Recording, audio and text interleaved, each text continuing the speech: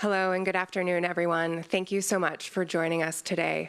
We are absolutely thrilled to have you here to join us for a discussion that is at the forefront of much of the activity with the Net Zero Initiative at the Paris Peace Forum, really focused on sustainability and how are we going to get to net zero space as it relates to debris.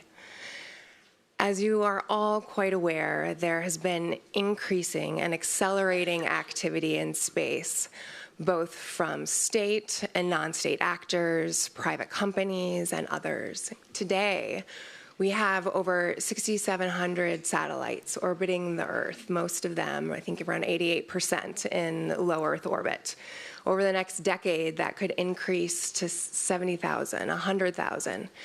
And with this increasing activity, not only in terms of actors, but the satellites, but also the debris, there needs to be increased coordination, increased management to optimize the opportunities and the impact, the positive impact that increased space activity can have on telecommunications, transportation, and disaster relief and other issues.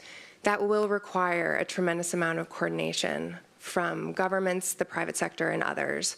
And we have a real opportunity here at the forum, at this convening, to be able to talk through what some of the challenges are associated with that from those who are working at the forefront of these issues and have a tremendous amount of both policy and technical expertise.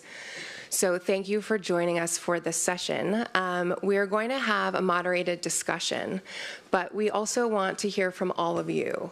And so toward the end of this discussion, we will be opening up for questions. So I'm saying that now, so you can all be thinking about that. And we do want you to engage, and we want to hear from all of you, as I understand you too are working on these issues. And so this is a real opportunity to think through how we can work more collaboratively together to address the collective challenges that we have. So to begin, I would like to introduce the esteemed panel. Thank you so much for joining us. I'm going to go immediately to my left. We have Mr. Shunichi Yanaga, the chairperson of the board of Mitsubishi Heavy Industries, and currently he serves as the director on the boards of Mitsubishi Core and Mitsubishi Motors, among other posts, and has for over 5 decades been a leader in global marketing, engineering, manufacturing, and customer service strategies. Thank you for joining us. Thank you for your introduction. And our company, Mitsubishi Heavy Industries, is the engineering and manufacturing conglomerate that mainly covers the business area such as the energy sector and space and defense, and energy sector, the gas turbine and the nuclear and some other steam power plant, and including the carbon dioxide capture systems and so on. And the other side, aerospace area, the aircraft, and the defense area, including defense area, and rocket and missiles, and the especially we are the developer of the satellite launching rockets, and also some transfer vehicle of like the you may know the name of Konotori, which supplies the transport the supplies to the International Space Station. And on top of those business area, we are the manufacturer of the industrial machinery, such like metals machinery and the air conditioners and so on, and transportation system like metros and the yes, in those areas, aerospace area is one of the challenging area. Of course, we are making a lot of efforts to develop the new technologies, including some space debris countermeasure technologies and so on. And today, I'm very happy to be here to explain and discuss the space sustainability. And they would like to discuss how to pursue the more cleaner and safer orbit environment. Thank you. Thank you so much, and thank you for joining us today. And I'm very excited and quite honored to introduce Mr. Thomas Lamanuskis, the Deputy Secretary General of the International Telecommunications Union. He has over 25 years of experience in telecoms and digital policy, regulation and strategy. And as we're thinking through and discussing today how your work with the ITU can inform the rules of the road for space, I think we have quite a bit to learn from you today. So thank you so much for joining us. Thank you, Alison. Do you want me to introduce you now or when you ask questions? Please, go ahead. So just maybe for everyone's benefit is that ITU is, of course, the United Nations Agency for Digital Technologies, and we've been in this space industry since 1963. So just after 6 years after the first satellite launch, we had what's called Space Conference to agree how to manage the spectrum for that. So ITU's core activities, of course, include radio frequency spectrum allocation overall, but including for space objects and monitoring, also satellite orbit management, and including registration and coordination, as well as technical standards development. And of course, now there's a lot of aspects here that we'll probably discuss here that includes space sustainability as well. And we'll be happy to share both our direct activities in space sustainability, as well as, I think, how those lessons of 60 years could be leveraged now. Thanks a lot, Alison. Thank you, and thank you for being here. And Mr. Jean-Luc Maria, the Chief Executive Officer of ExoTrail. You're an aerospace engineer and graduated from ISE Super Aero, and you've been a space project manager now for more than 15 years with the French National Research Center and working very much at the forefront of logistics. And really eager to speak with you and learn from you today about, as one of the first and pioneering operators, what are some of the opportunities and challenges that you're seeing? Welcome. Thank you. So, hi everyone. Very happy to be here today to, let's say, discuss around this very, very important topic of space sustainability. So, ExoTrail, we are a space private sector company. We are also a new space company, so it means we are among the, let's say, thousands of companies worldwide trying to catch a business of opportunity in space, because the cost to access space is reducing more and more, and because due to terrestrial needs, there are more and more possibilities and opportunities to address these needs from space. And so that's why you have an emerging period of lots of small companies as we are. And last but not the least, we are going in a couple of hours to become a space operator, as we are launching tonight our first satellite in space with SpaceX. And so the statement of our company is to deliver mobility solutions for an efficient and sustainable space. So I think we are totally right in the topic today. But because we are a new space operator, we want to do things right the first time. And we want to do that on a sound basis. And we used to say that we are potentially part of the solution and part of the problem. Part of the solution because our products we bring into the market are here to improve the efficiency of the space infrastructure by extending their lifetime, by improving their deployment, potentially by deorbiting them at the end of their life. But we are also potentially part of the problem because we are typically, as you are mentioning, one of the first companies trying to catch the space logistics opportunity. And this opportunity means that we are going to have more and more maneuvering satellites in space. So on top of the debris question, we are very close to have much more maneuvering objects in space. So that's why the space traffic management, for us especially, if we want to continue to do our business, is one of our first concerns. So happy to discuss that topic today. Thanks. Thank you very much. And Ms. Soleimani, the new director of the United Nations Office of Outer Space Affairs, bringing over 25 years of professional experience in the space sector, and most recently, the Executive Vice President of Sustainability Policy and Impact at North Star Earth and Space, and prior to that, having nearly 2 decades as the Secretary General of the Global Satellite Operators Association. It's an absolute pleasure to be able to speak to you today, especially as you're taking on this new role.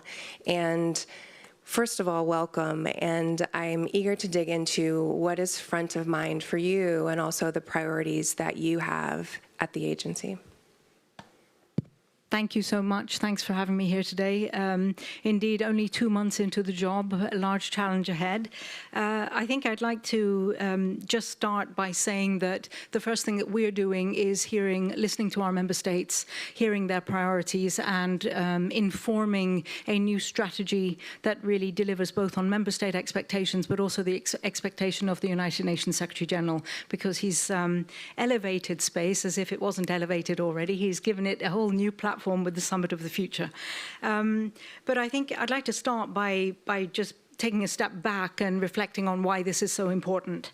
I know I'm talking to space experts, but we really have come to rely on space in a way that society has probably not appreciated up to now. That's beyond just the applications. It's not just about navigation, Earth observation imagery and communications. It's very much also about so many of the technologies that we rely on. I'm thinking about the stop and start energy-saving tech on the escalators when you come out of the metro, or the LED lighting that we have in our homes, or the memory foam on our bed. It's ridiculous. I mean, the list just goes on, and all of these things come from everything we've done in space so far. We have to continue, we have to make sure that we can continue to access space, because without it, we're not going to achieve the SDGs. As part of the UN Secretariat, with the UN having set the SDGs, USA really is the Secretary General's custodian of space for the SDGs. So this is something we care very deeply about. Whether it is digital divide, I'm looking at my colleague from Viasat. I mean, I'm just remembering Mexico, more than 1.8 million people connected via satellite in Mexico, or whether we think about climate change. We wouldn't know that there's a climate crisis in the world if we had not seen it from space. 26 out of the 54 essential climate variables can only be measured by space. So I think we really need to refocus, move away from the polarization of a discussion around this topic, and remember why we are all here. We have started COPUOS, formed USA back in 1958, 59, because we knew the potential and the need to come together around space and everything that it can do and what it can enable. And I think it's very important to take the time to remember that and constantly remind ourselves of that, so that we can positively and constructively work towards consensus. If preserving space is non-negotiable, then, for the reasons that I've outlined, then so is space governance. And if COPUOS, the Committee on the Peaceful Uses of Outer Space, can actually reach unanimous consensus on the 21 long-term sustainability guidelines, then we can and we must also find consensus on the long-term viability of the orbital environment and preserving it. COPUOS continues to work on possible new guidelines, on automating the register of objects that have been launched into space. But USA is also continuing to work on these issues, and we are very much pushed by the member states to work more on capacity building and tools that will help drive the implementation of those guidelines. There are so many guidelines, recommendations, best practices out there, but the value of all of these is truly in their implementation. So that has to be priority number one. As I said, this work has recently received an additional boost from New York at the highest political level of the United Nations. The SG, I met him 2 weeks ago. I was pleasantly surprised to know that despite having just landed back from Rafah, he was able to articulate COPUOS and tell me what COPUOS does, and articulate the value of the office and what it meant for him. And that's a really strong signal. What he has done is issued a space policy brief on the the future of outer space governance for all humanity. And this is really calling on UN member states to converge on a pact for the future at the Summit of the Future that's going to take place in September next year. So this is not negotiable. It's a big challenge. Big challenges require multiple solutions. We can't do it alone. So we will be involving the broader space ecosystem from other UN entities, specialized agencies, but also looking to industry as well to ensure that the decisions that are taken by COPUS are really informed by the latest developments and are future-proof to whatever extent they can be. Thank you. Thank you, and thank you for underscoring two critical points, being the urgency with which we need to act and the collaboration that's absolutely vital to really realizing the opportunities in space and to ensuring safety and security going forward. So thank you for underscoring those, and we'll dive into the other points that you discussed as well. And then last but not least, I'd like to introduce Dr. Anil Kumar, who will be joining us from India, from the Indian Space Research Organization. He's the Chief General Manager for Safe and Sustainable Space Operations. Dr. Kumar, welcome.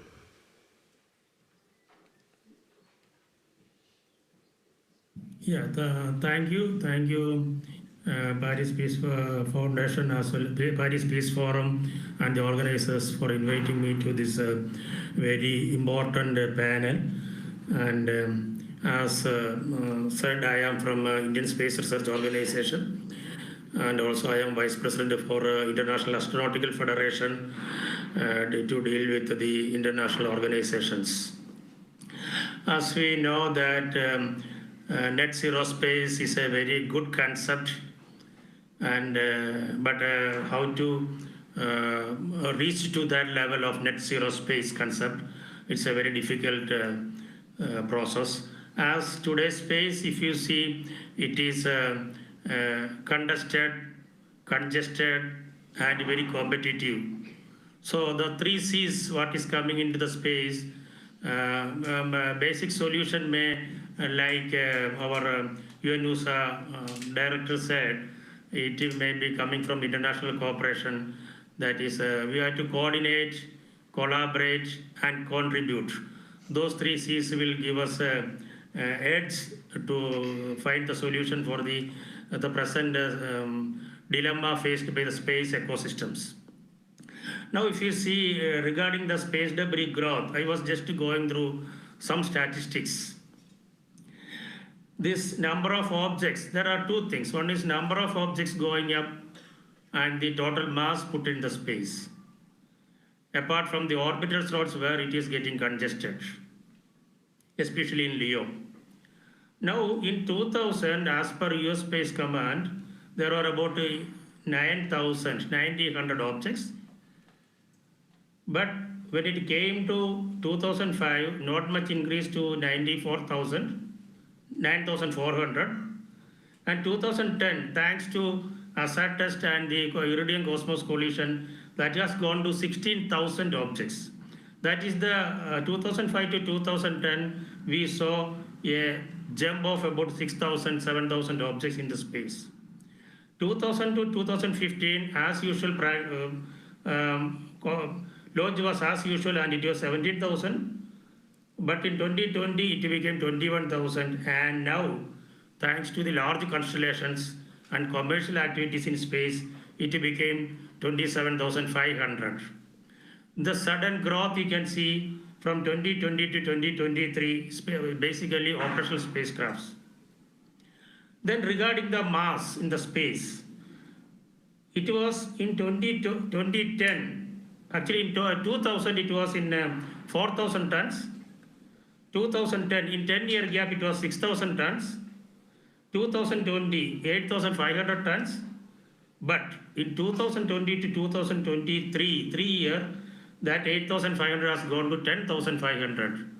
The growth in the first initial phase of 10 years growth, now we are seeing in 3 years growth. So mass also going up very fast. Basically, this is an exponential growth in mass as well as the number of objects. So main reasons, apart from the large constellations and the other activities in space, one of the main reasons what we can see in the last 62 years, That is 1961, first breakup happened in the space. Later, by we have, as per ESA, it is more than 640 breakups happened in the space, generating a host of large number of fragments. We can see a large, in 2022 last, by October, there was a breakup of Long March rocket body, which generated 533 fragments. So unless we do many activities to stop the breakup in the space, apart from considering or controlling the large constellations or the space activities, it will be very difficult to come back to a situation, a sustainable situation. I also just want to mention the IAF agenda of SIS agenda, sustainability, investment and security. A lot of activities are going in this route, in this way, to find out what are the viable options for a sustainable space and a secure investment in the space. Thank you. I will come back later with when the questions comes up. Thank you. Thank you, Dr. Kumar, and thank you also for underscoring the increase in activity and also the urgency with which we need to act and the change over time. And that increasing rate requires, as we were discussing, more coordination and leveraging lessons learned. And so, Deputy Secretary General, I'd like to turn to you, and given your role at the ITU and your depth of experience in telecommunications and digital policy, thinking forward and thinking about what's absolutely needed now to move toward implementation, when you're thinking about management of activity, management of spectrum, what is front of mind for you, and what are some of the key priorities that collectively need to be addressed? So thank you very much, Alison. Indeed, great to hear already introductions, a good definition of the scope of the discussion we're having. And so first of all, of course, it's important, and I think this panel illustrates that, to have a broad partnership to resolve that. And we're proud, of course, working with UNOSA as a lead agency on space, but also with the broader UN family through the format called UN Space, to make sure that all those different aspects are addressed in a cohesive way. And from my perspective, also from my own kind of description of sustainability, also I thought I'll lay it out here just to put in a context what we're talking about. So from our aspects, there are a couple of aspects of sustainability when we talk about space we should be thinking about. First of all is orbits, and we already heard how many objects in space there are. Some of the objects are, let's say, good objects, satellites. Some of the objects are not as good objects, or debris. And we increasingly, have these different numbers that are quoted, and in some of the number, I have here that if you count all the objects that are 1 centimeter and above, is around 1 million of them in a space that are kind of statistically envisaged. And every of that object colliding with satellite can make any satellite into no longer operable. So we have already pretty crowded place there. And that's also combined with the fact that the activity in space is increasing. In the beginning it was pretty, if you look from the beginning of the space age, from 1957, it was pretty slow. And now every year there's exponential increase of new satellite activity, with 2022 having 180 successful launches in orbit. So, and space debris was an issue before, even with geostationary satellites. We have this concept called a graveyard orbit, where when geostationary satellite ends its life, is being pushed out and hangs in there. But there were so few objects that wasn't such a big issue, and now that's becoming, of course, big issue to manage. Second aspect of sustainability, and for us is important, actually now resolutions all the time, this is also very specifically called sustainability, is a spectrum. So in terms of, again, as we increase the access to orbits to make sure that all these satellite objects can operate in an interoperable and non-interference way in the orbit. And here we have also our membership gave us specific instructions through the recent plenipotentiary conference with 2 resolutions, one on our contribution to Space 2030 agenda, another on space sustainability, where they asked us to examine long-term sustainability of the use of resources, so both spectrum and orbital space, as well as equitable access to the space, especially having regard to developing country needs. And that's, of course, there's an important aspect, because as we have this access to space is not exercised by different countries at the same speed, and we need to make sure that there's space in the space, to use the tautology, for people who come later. And here ITU is very proud that actually our regulations historically already have the framework of ensuring that practical implementation of equitable access through our, for example, space plans that allocate geostationary orbit in equitable access the countries around the world.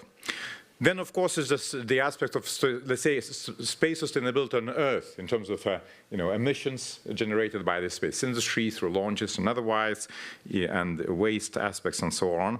And finally, just to mention it, it's more like a positive aspect of that, of course, the role that space plays in the sustainability, especially for climate monitoring. And Artie already mentioned how many specific measurements can be done through space. And of course, we also, the statistics say that 40% of SDG targets can leverage Earth observation and global satellite navigation systems. So that's definitely important. So now in terms of, and the last kind of new aspect here is space weather monitoring aspect, which I think is also like a new question for our, let's say, Earth sustainability and Earth preservation, which we increasingly start to talk. And our forthcoming World Radio Communication Conference will actually be we're looking into allocating specific spectrum for the systems to do that. So now the specific measures that are taken and could be taken in that regard. So of course, within our core mandate, I've already mentioned the allocating spectrum, managing orbits, and mechanisms for equitable access. Of course, space debris removal. So our specifically what discussions happening at ITU, we're already working on spectrum allocation to active active debris removal missions and in-orbiting service missions, because those things that will remove orbit debris needs to have spectrum allocations. Traffic management, because I think it was already a little bit mentioned about moving objects, and of course LEO by definition, or LEO, MEO, the orbits are moving. And I think this starting with some very practical issues, basically who to call, to avoid collisions. So I think ITU is now looking how to leverage our existing registration databases to make those contacts available for the space operators, so that at least they contact each other to help in that regard. But of course, the broader discussion of the so-called rules of the road is needed to make sure that we have rules there. Also looking at some innovations there. For example, in our recent AI for Good Summit, we looked at the solutions to use AI and machine learning to track satellites and objects in the space environment. So you mentioned in the very opening there as well, how we can leverage learnings from the ITU's past in this regard. I think conceptually, I think it's also good to understand how we regulated the very quickly moving area of radio spectrum over the years, since 1906 to be exact. And we have like the three elements there that's probably useful to think and how when we think about further regulation of space. The constitutional principles that agreed and very rarely changed, so our Constitution Convention. Then our radio regulations that's changing every 4 years. And again, November 20th, we have a new World Radio Conference that will be revising them. And then finally, another layer, which is very quickly developing standards which fill the further gaps. And probably in such a quickly technologically moving area, we'll have to find that flexibility to figure out how to use those different instruments. And I think that's a policy brief as well on outer space mentions about binding and non-binding instruments. I think we'll have to look in both sides of that. So maybe finally, just as a reminder, I think we already spoke why space is so important, from connectivity and to monitoring and to, let's say, expanding the horizons and boundaries of the humanity. I think, of course, it's important that we have continuous access to that, and we all have continuous access to that. And therefore, it's very important that we take it as everyone's responsibility and come together to really, in a coordinated and collaborated way, to bring all the players together around that. Thanks, Alison. Thank you. Picking up on that last point, you make a very clear point about the importance of standardization and what can be learned, and also the activity that's being undertaken now by governments around the world and organizations around the world. And Ms. Holomeni, I'd like to turn to you. When you think about the increased activity around the world and, new policy frameworks that are coming out in the EU, in the US, in India, and elsewhere, how are you thinking about a unified approach? Understanding that we will be operating in low Earth orbit, and there needs to be a certain level of standardization and alignment of activity. And so when you're thinking about that and the role of UN-USA, what is front of mind for you in terms of the priorities and what should be focused on, and how can we move toward greater alignment, greater standardization in this space? Thank you for the question. I think that there are many initiatives, as you have said, to the extent that they continue to raise awareness and generate momentum around this issue. They are very important. Do we need more of them? I wonder. I think we have a lot of guidelines, recommendations, policy papers out there which are calling for action and so on. But I think at one point we have to get very concrete and we have to turn that into real deliverables. Of course, we are in the hands of the member states. We can convene them, we can provide thought leadership and encourage them to move forward. I think one of the most valuable things that we see from the different initiatives that are being taken is that they show us where there is alignment, especially within industry. We also see where there is not alignment, but what is important is to see where there is alignment.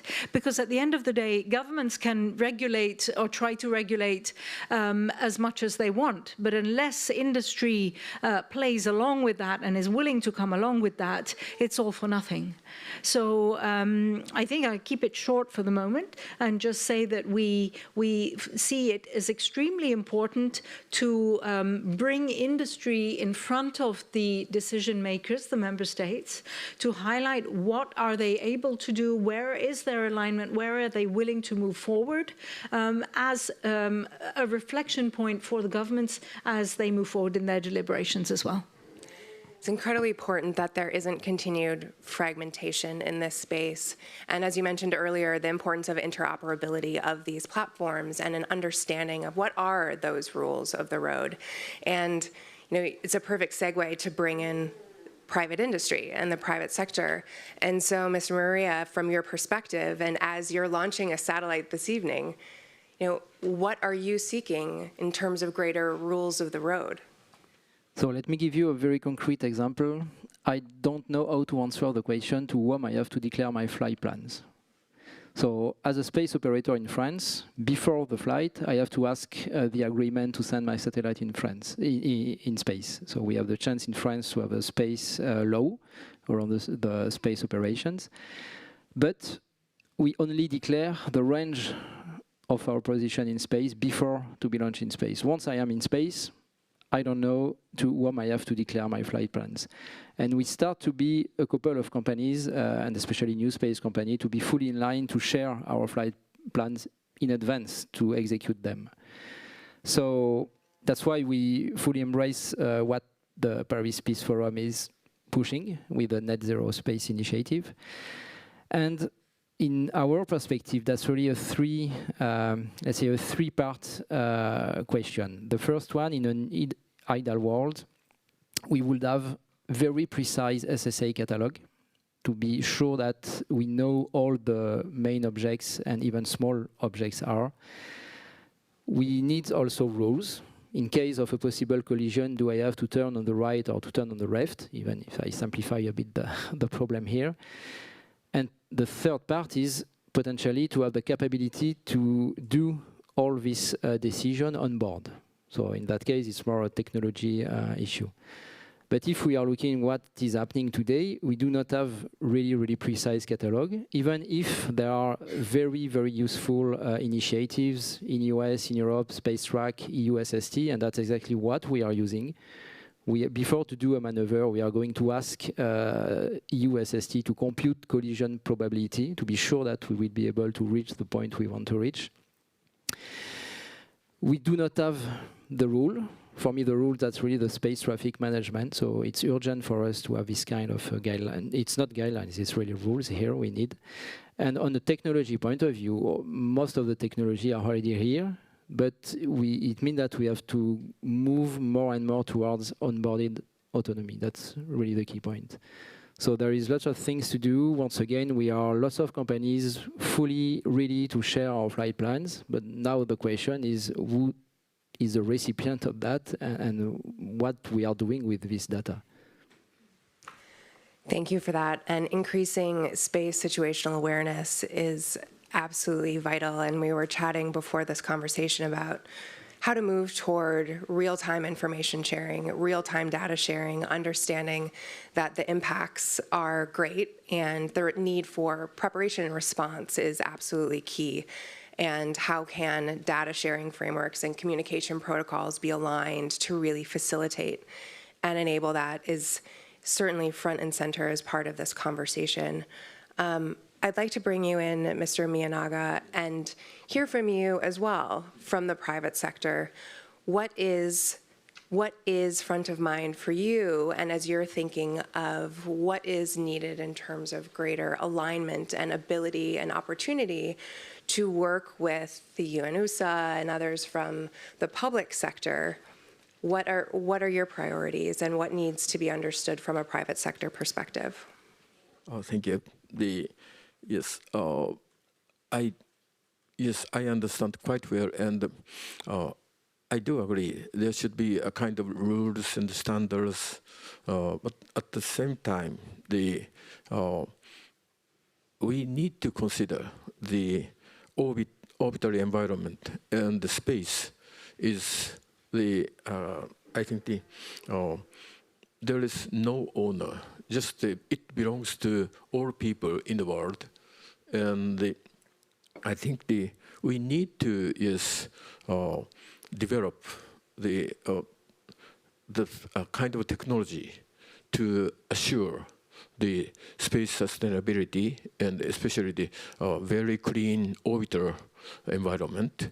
But at the same time, the satellite brings us a vast benefits and convenience, like GPS and the weather forecast and all the marine navigation system and the land navigation system and even the airplane navigation system too. And then compared to those kind of observation and communication systems and the direct benefit, the cleaner orbit is a kind of indirect benefit, and how to share the cost for maintaining and realizing at first realizing the clean orbit and maintain the cleaner orbit, because it is impossible for us to realize the no debris occurrence. But I think we can minimize the occurrence of the debris.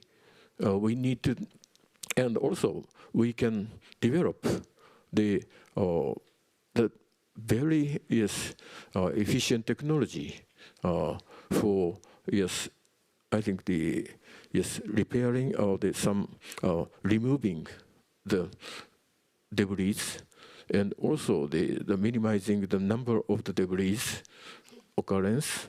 But it will cause, especially the problem is I think compared to the other kind of the environmental problem issues on land and seas, the space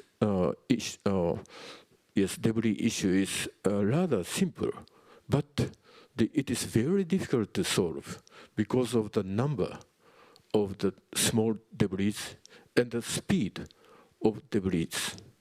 And so the cost to develop such kind of technology will be, I think I expect pretty much and high. And then how to share such kind of indirect benefit cost is the problem. But I think at first, I believe in the human kind's capacity of technology and the development capacity is enough for developing such kind of technologies. How to share and how to minimize such kind of occurrence and how well the traffic control will be done or will be held. It's the problem of the public side. And the private side, we do need to, make our best efforts to develop the technologies.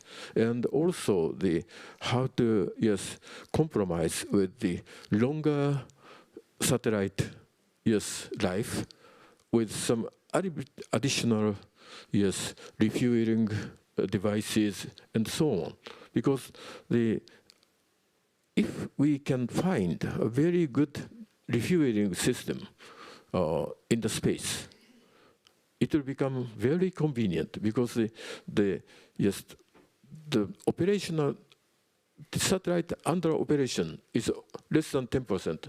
More satellites are in the orbit, and they cannot operate because of the shortage of the fuel and others. So I think such kind of repairing and refueling technology, we need to develop, and between suppliers and users, we need to discuss further how to share and how to balance such kind of costs. That is my viewpoint. Thank you for that. And I completely agree. And we were discussing earlier about how some of these technologies related to debris removal exist. And the question is regarding scaling, implementation, and then having the rules of the road to govern the utilization of those technologies.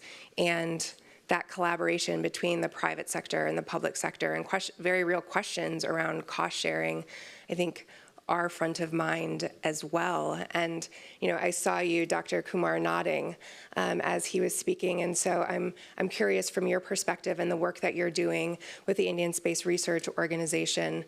How are you thinking about that and the development of technologies and utilization of those technologies and ways to more effectively collaborate with the private sector and the public sector as well to bring those to bear?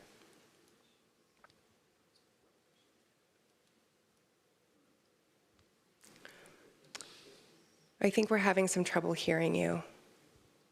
Yeah, sorry. Okay. Yeah, it was muted. Okay, thank you for the question. And as all of you know that Indian space sector is now open to public, private industries. And through the new space policy of a government of India, there is an authorization center called InSpace, and a commercial agency arm is INSIL. And ISRO will be the basically R&D and enabling technologies for space industries. And a lot of startups have come up. As I understand, more than 300 space startups in varying ranges have already come up in India. And most are doing with the space applications, satellites, and sensors, launch vehicles. There are many things are there. And Indian, as far as space debris issues are concerned and SSI requirements are concerned, we are making sure that all private industries are coming to the line of international guidelines, especially regarding to the IADC and UN mitigation guidelines, and also LTS Working Group 21 guidelines. So this we are giving many outreach programs to industries, and we are making sure that they follow these guidelines so that our space environment is not getting cluttered with the new activities in the space sector. And as I understand that we found many problems with the small satellites like identifiability, maneuverability, and regarding the information for the contacts points where any issues comes up. These are all problems we are facing it. And also now many large constellations at space, small satellites, they use electric propulsion, ion propulsion for a transit from one orbit to another. That is going very smoothly, but very slowly. That again creates problem for identifying the close approaches and mitigation techniques. As we know that many satellites are coming up with onboard autonomy as well, and that again, there are a lot of works to be done for making a perfect onboard autonomy system in satellites, because they are all prone to many conjunctions, because orbital perturbations happening to the space objects orbits, and accurate orbital informations are required, and onboard this information should go to check up whether a close approach is there or we have to avoid a maneuver. So these are many things, and we, as far as Indian government is concerned, we are trying to support Indian industries and in many ways, and also we are making sure that all of the activities are getting registered in a national registry, including, and we will be supporting, we will be submitting to UN-USA for proper registrations of all the space activities by India.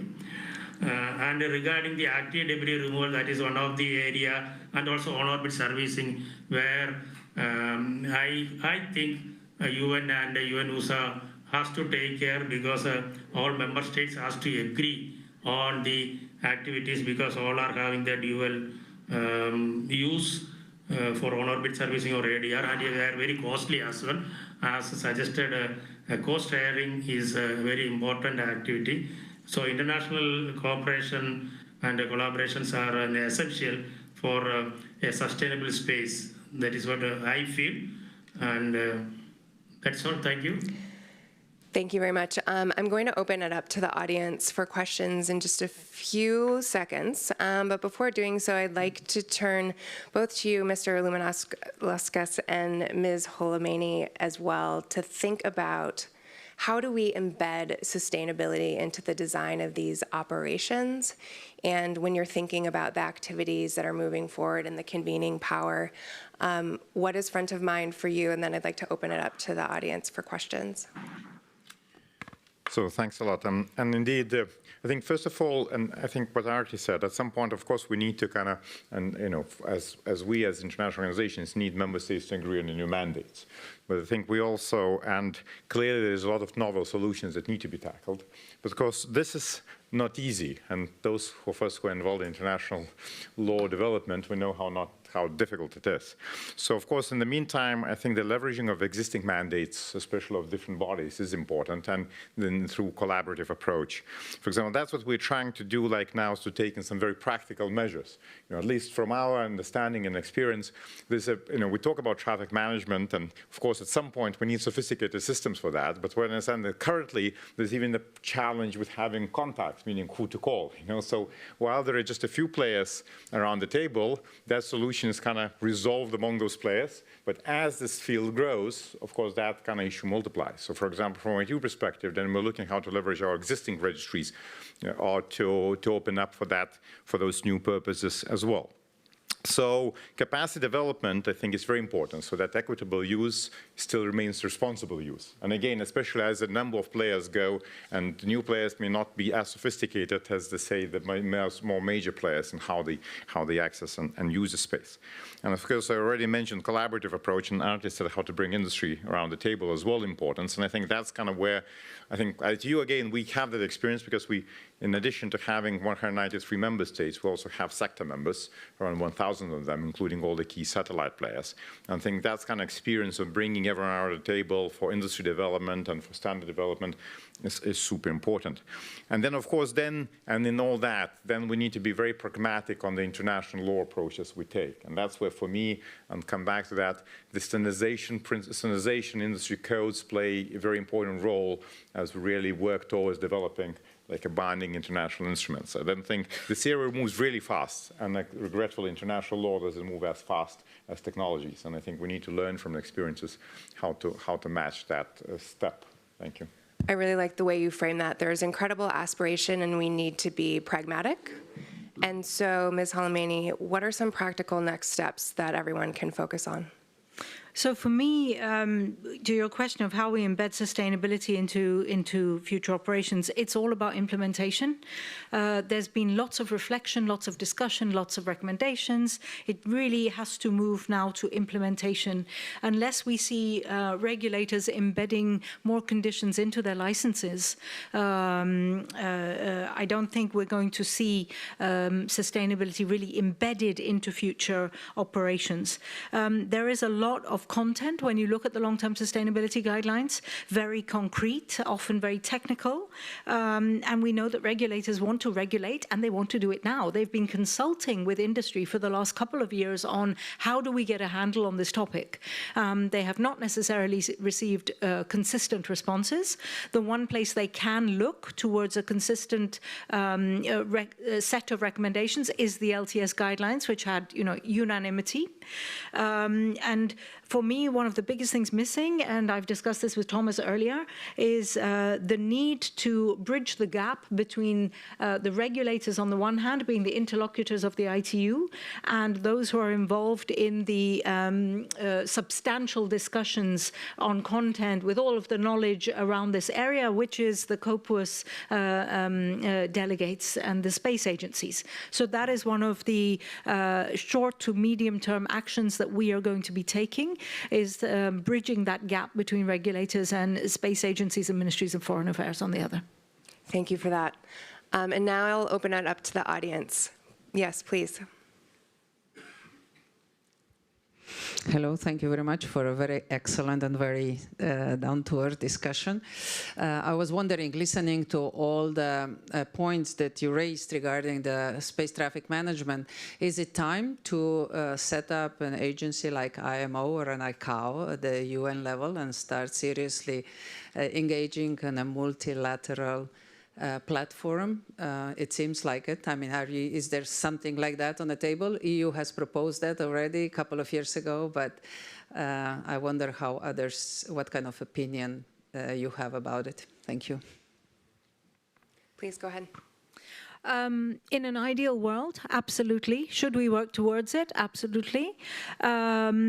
At the end of the day, this is about member states and how far they would like to go.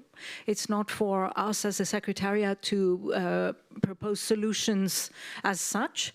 However, I am always concerned about delivering results, and I don't want to I don't really want to see deliberations going on for years and years and years over an ideal solution while not moving towards short and medium-term implementation and concrete actions.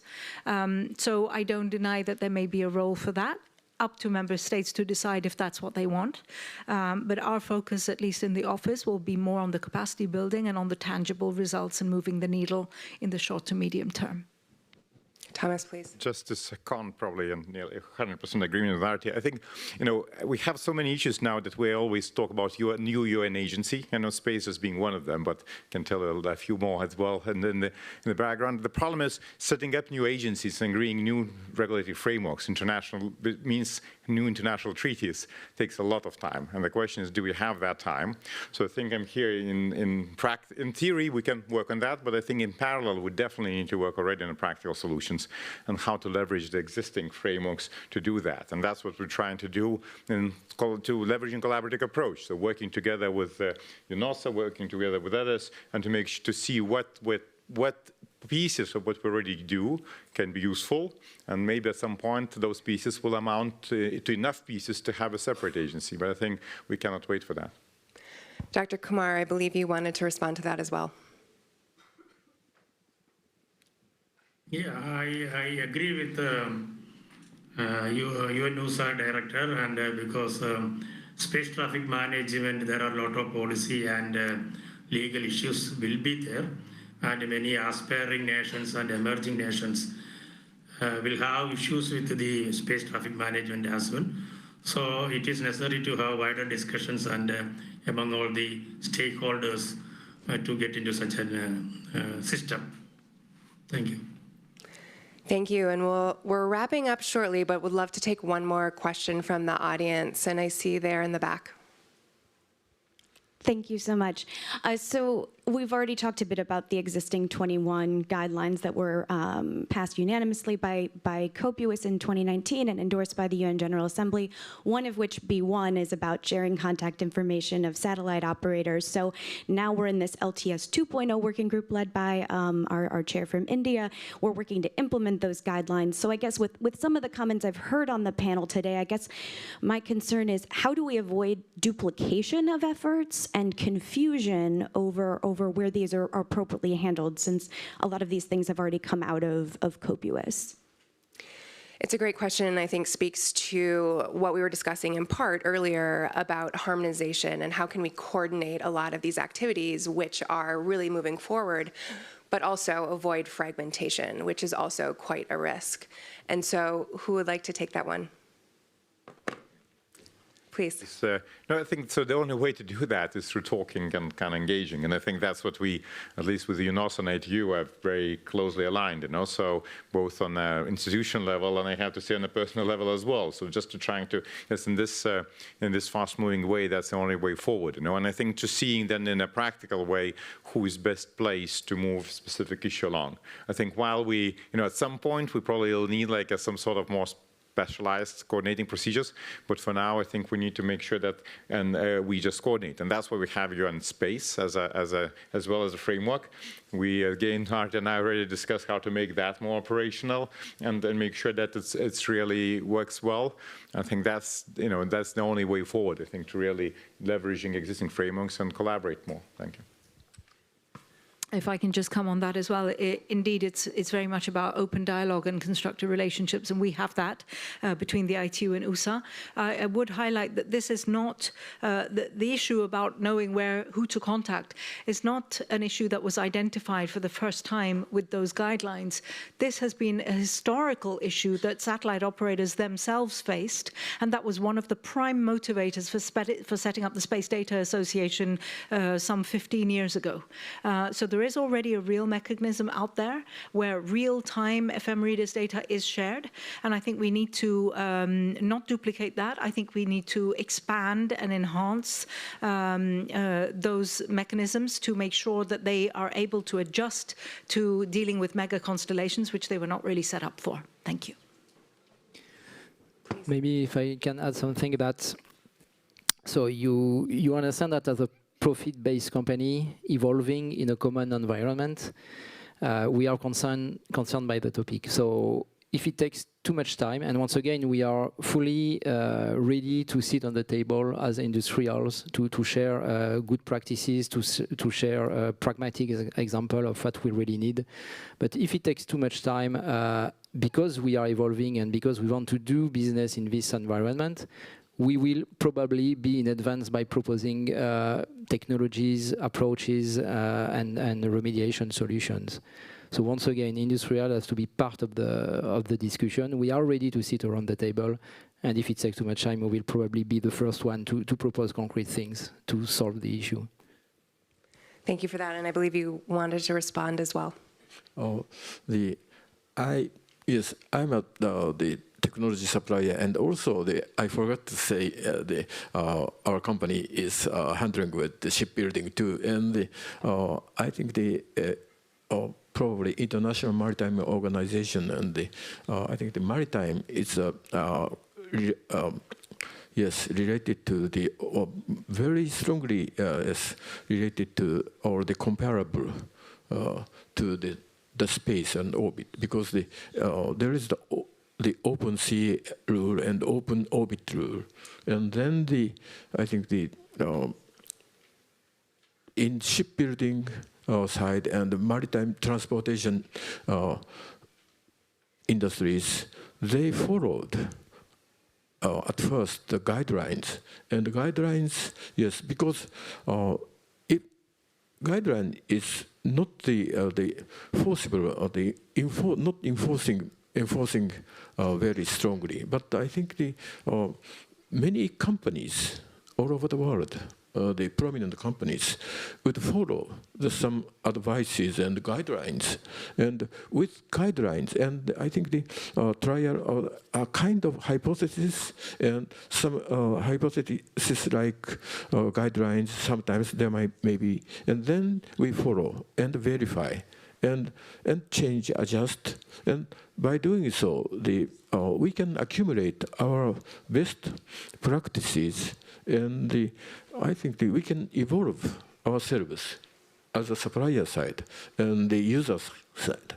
By doing so, the public side had better, I do ask, and it is desirable to show the guidelines and then be flexible and hear our results and share the technological development information too. By doing so, and sometimes the quality management and some safety advices and guidelines. With such kind of guidelines and some target and goals, the supplier side and the private side can operate much more efficiently. That is my understanding. Absolutely. And we're out of time, but I think what's been made clear today is that there is a desire for clear rules of the road and eagerness on the part of the private sector, the public sector, governments, and the UN to really coordinate those efforts, share information, and as you were saying at the outset, build capacity to allow for implementation. So thank you for your ongoing work on this effort, and thank you to the Paris Peace Forum for establishing a venue to have these kinds of conversations and bring all of these experts together. We appreciate it.